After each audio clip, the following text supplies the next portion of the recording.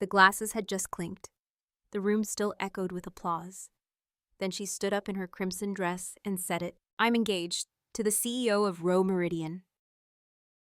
My husband. Some gasped, some smiled, but I just sat there. Calm, silent, holding the folder that would end them both. Where are you listening from? Comment your city. I want to know who's out there with me tonight. And don't forget to subscribe. This story is just getting started.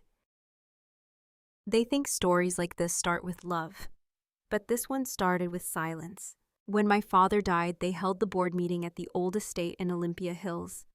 Velvet chairs, smell of cherry wood, and a table long enough to seat 12 men and one invisible daughter.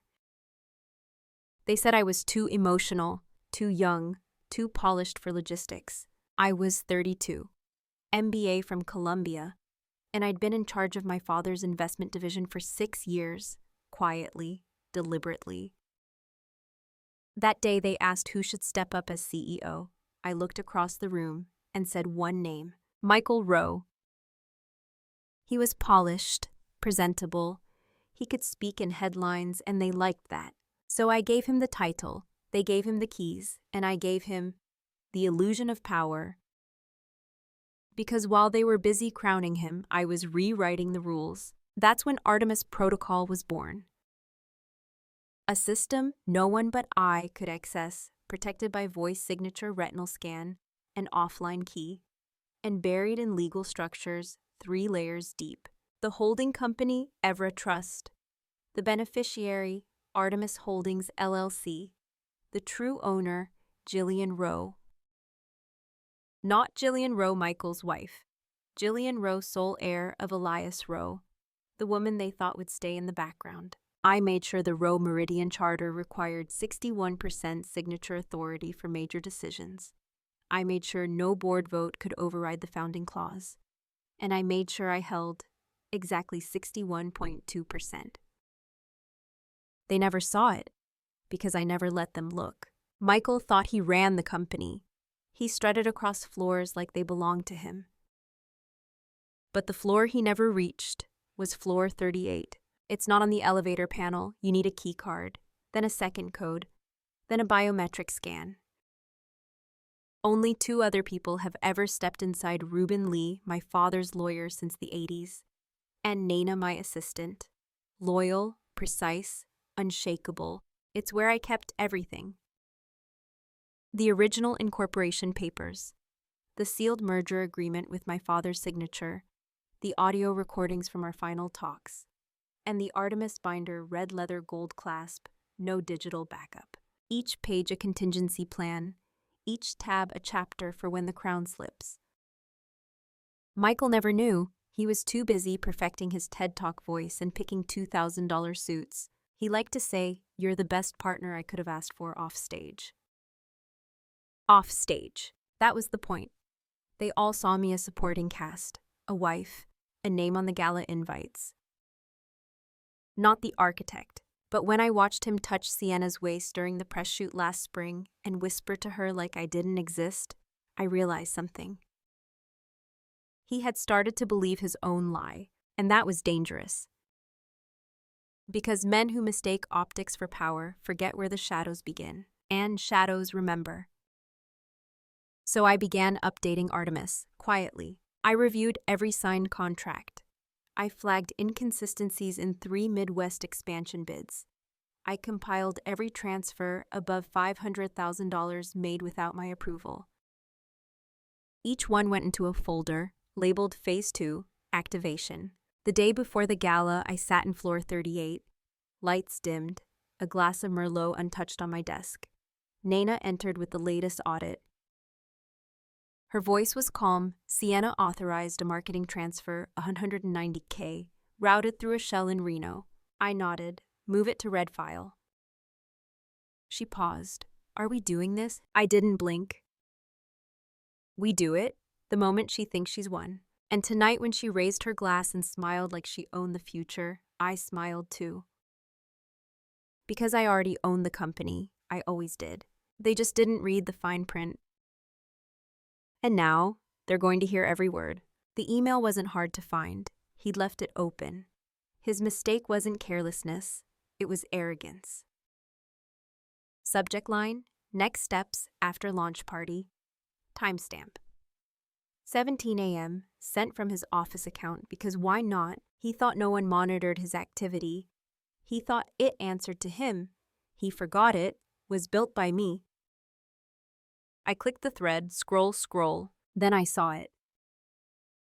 She's just a silent shareholder, has no voting power unless I give it. Trust me, baby, once the rebrand is through, we'll take it all public. Just keep playing nice for now. No voting power. The man couldn't read his own bylaws if they were tattooed on his palms. Trust me, baby. The same voice that used to call me his compass, now telling another woman I was irrelevant. There was an attachment. Proposal draft for Rowex, his little rebrand fantasy. New logo, new board, and no mention of my father's name. Not even a footnote. I printed the entire thread, 4 pages, black and white. When the printer clicked in the corner, the sound startled even me. Sharp, mechanical, final. I stapled the stack, slid it into the red folder, labeled it Phase 1, Denial of Ownership. Sienna's name appeared 3 more times in that exchange, each one more confident, each message more entitled. I told you she's stuck in the past. She won't make a move. Women like that freeze under pressure. I didn't freeze. I burned. But slowly, precisely, without smoke, he forgot what it cost me to stay silent. He forgot what I gave up so he could stand on a stage and pretend he built something. Now, I wasn't just a shareholder, I was the reckoning, and this email. It was the match. So I lit it 1 click at a time. She wore red. Not burgundy, not maroon, but red, the kind meant to stain memory. It clung to her like intention, no necklace, just confidence, and 1 gold bracelet I recognized. It used to be mine. I watched her from across the gala floor. She laughed too loud, tossed her hair too perfectly, and leaned into Michael's arm like she belonged there. She didn't look at me right away. She waited until the toast was called, until the photographer raised his camera, until the entire board stood facing our table. Then she turned, eyes locked, smile tilted. That kind of smile women save for wars they think they've already won. A waiter arrived, 2 glasses of wine, 1 white, 1 red. I reached for mine. Sienna reached faster. Pinot for you, she said sweetly, handing it over. Her fingers brushed mine on purpose. Congratulations on 25 years, she added.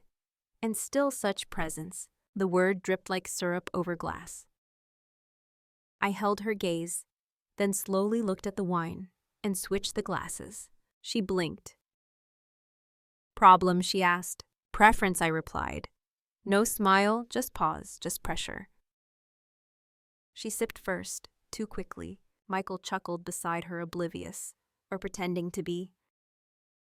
I adjusted my bracelet, the one she thought was hers now. I had the original. Hers was a replica, just like her role tonight. She could wear the dress, walk the floor, toast the CEO. But she didn't own the company, and tomorrow she wouldn't even own her position. The projector blinked. The slideshow began. I turned away from her without another word. The gala would go on for 1 more hour. That's all she had left.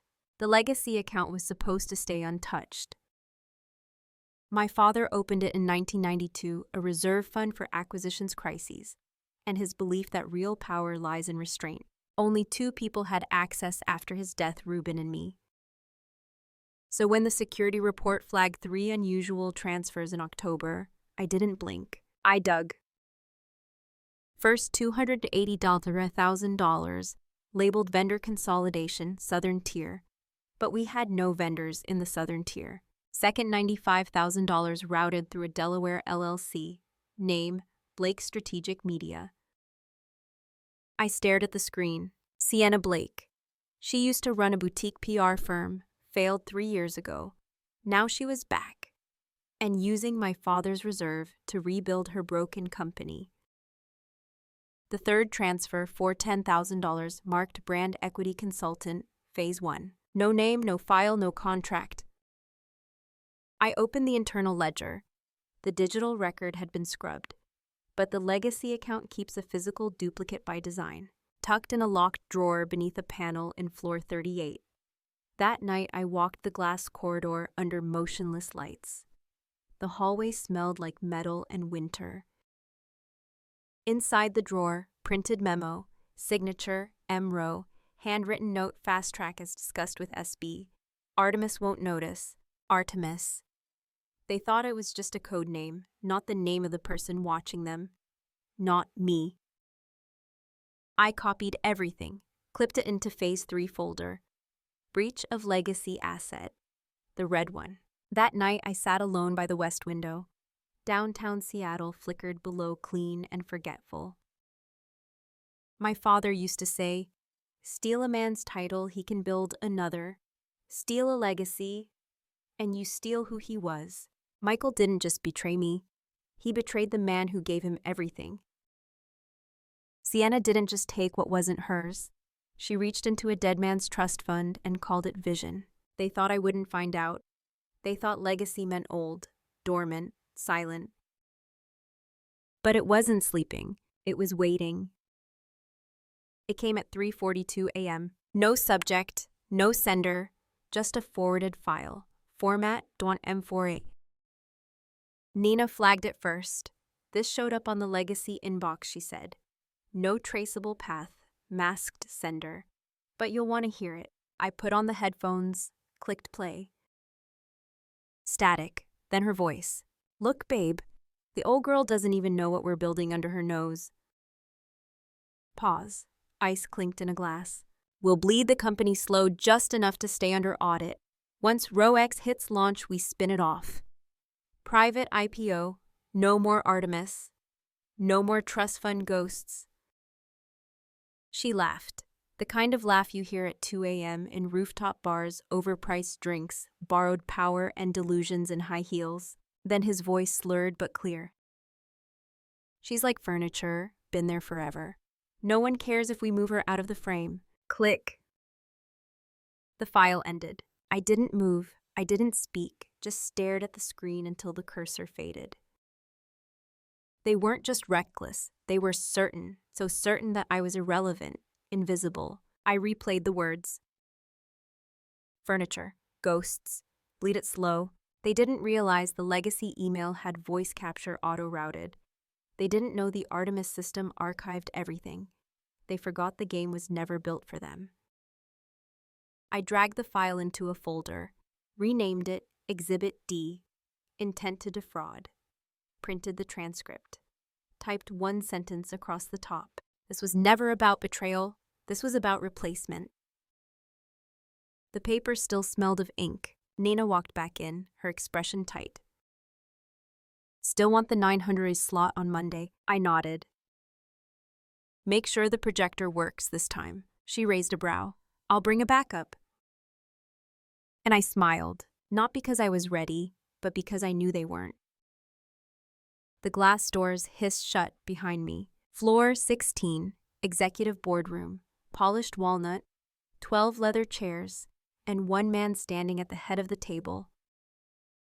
Michael. He looked up surprised, unprepared.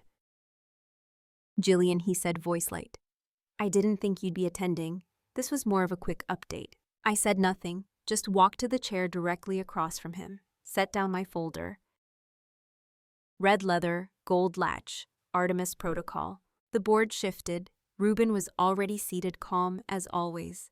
Nina stood by the AV console tablet in hand. Michael cleared his throat. Well, since we're all here, he nodded to the assistant who dimmed the lights.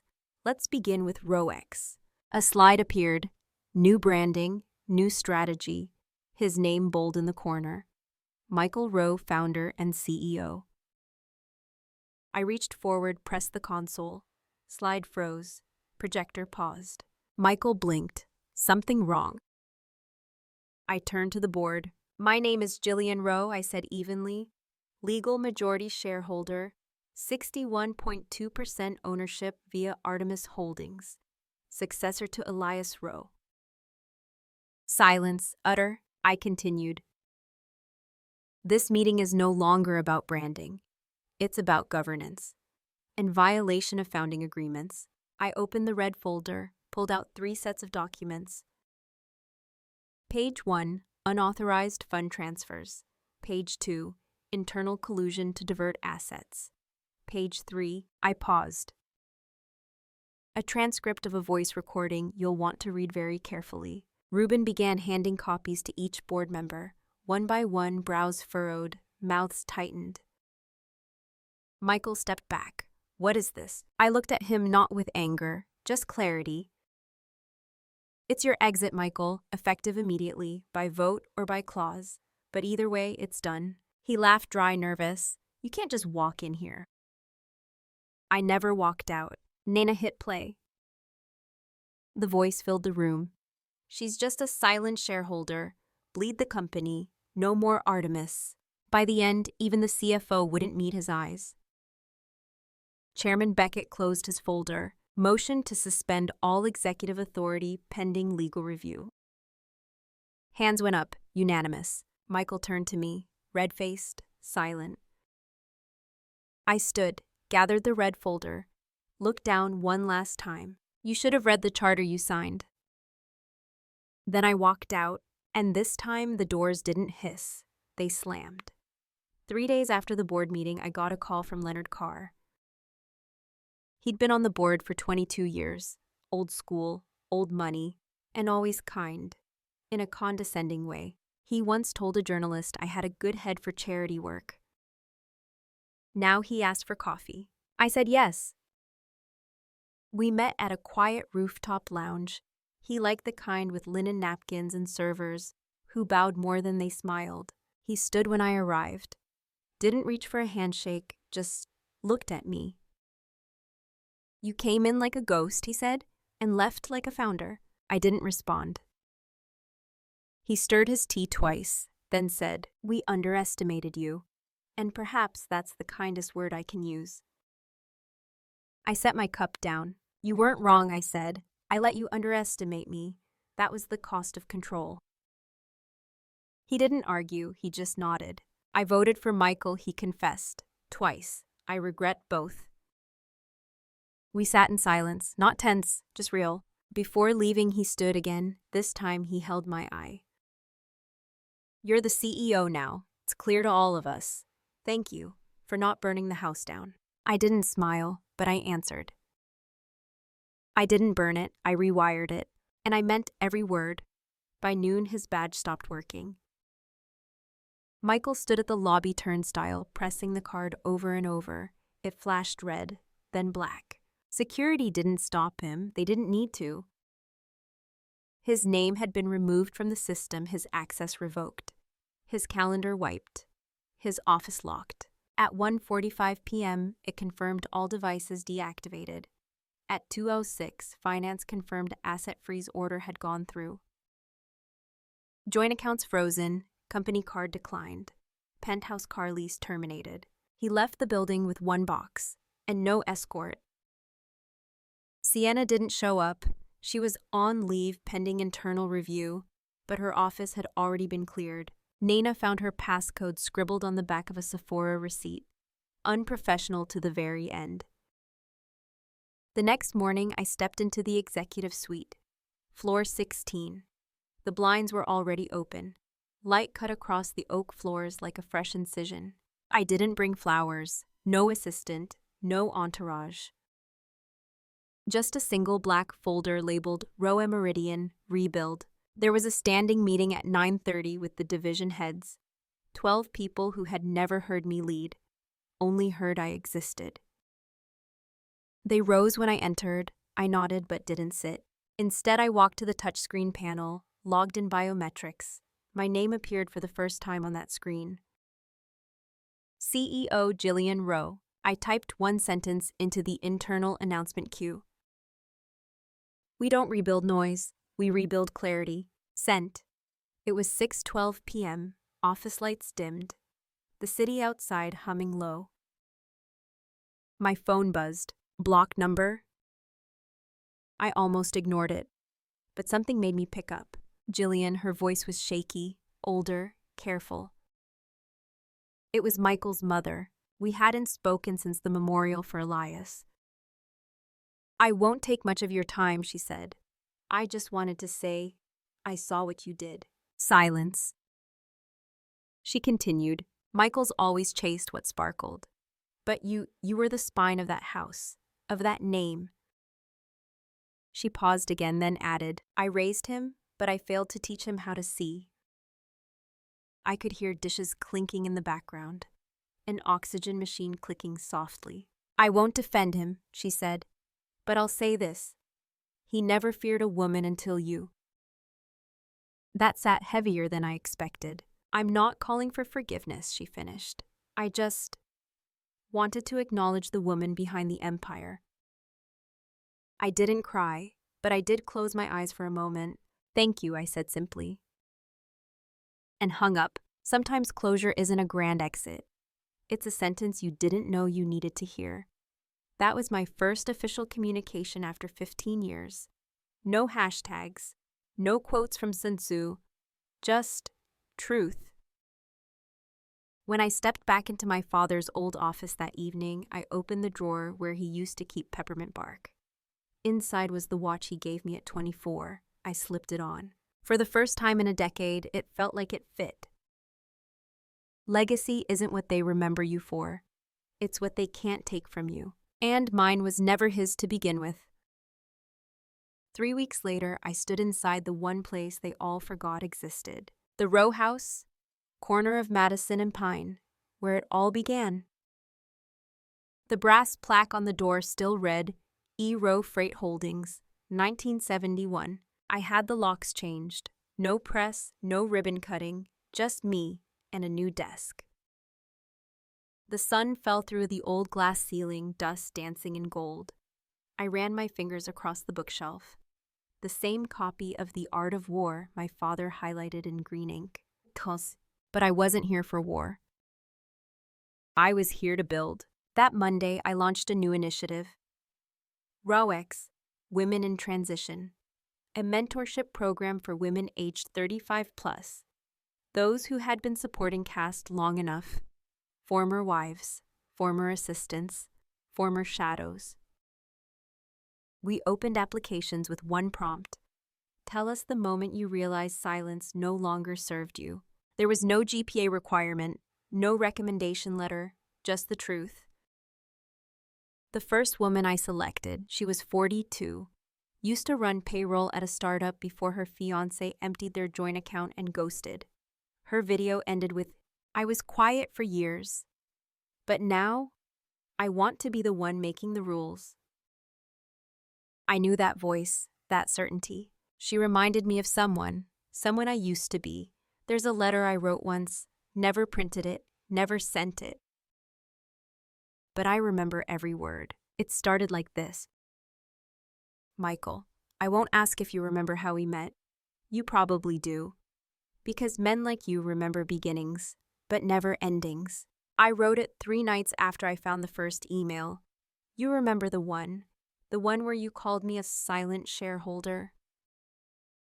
You made it sound like a flaw, like restraint was weakness, like staying behind the curtain meant I didn't know how to pull the strings. You thought visibility equaled value, that what wasn't broadcast didn't exist.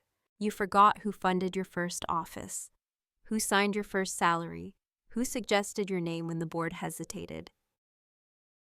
You forgot the woman behind your elevation and the contract behind your crown. I didn't write the letter out of heartbreak, not even out of anger.